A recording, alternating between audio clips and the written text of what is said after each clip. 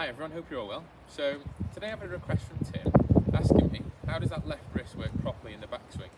So today we're going to look at common faults and why they might happen and how to do it properly. And if you've got any questions or anything, leave them in the comment section below and I'll be sure to get back to you. Thanks.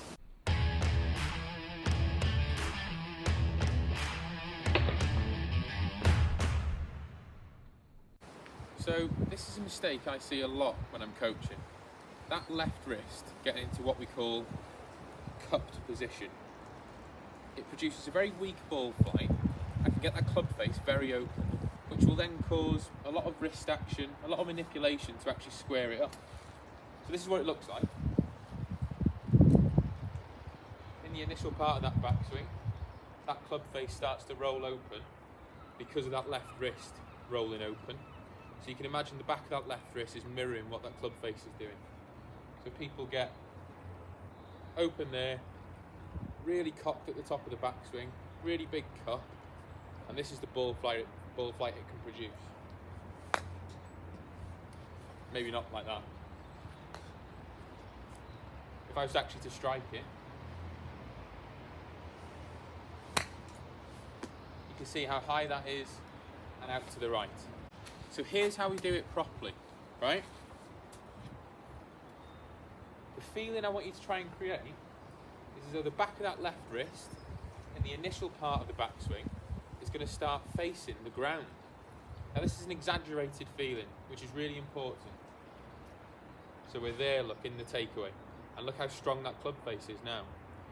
This will allow me to get it into a stronger position at the top of the backswing, not have to manipulate it to square it on the way down, and then start to use my body to actually release that club head through the ball instead of my smaller muscles, my hands. This is what it looks like. So we're there in the initial part of the backswing, much stronger. You can even see with that ball flight coming out a little bit lower, a bit more penetrating, and with a lot more speed and straighter. Here's a very simple 2-point drill that you can do to make sure you're getting that club face stronger and making sure that left wrist is working in the correct way in the backswing. So, the first part, like I mentioned before, is get the shaft parallel to the ground, and when it's parallel to the ground, really feel like the back of that left wrist is pointing at the ground.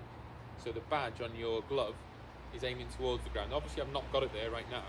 That would be a nice exaggerated feeling. I know that club face is really strong and possibly a little bit closed, but it gets me away from being super cupped in the backswing.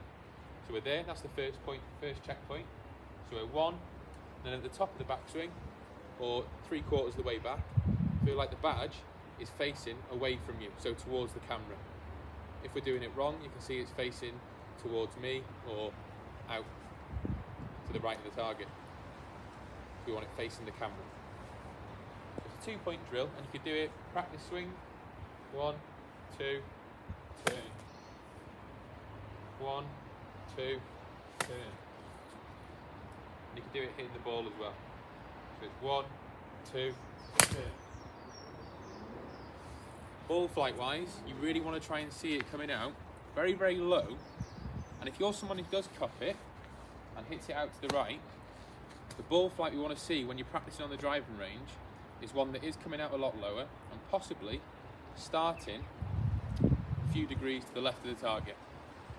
So I'd just like to thank Tim for the request today. I hope that really helps and you get that left wrist working a little bit better in the backswing. If anyone else has got any requests or anything, just leave them in the comment section below or send me a message and I'll be sure to get back to you. And in the meantime, I hope you all stay safe and make sure you give me a follow on YouTube, and I'm sure we'll be back at it very soon. Thanks.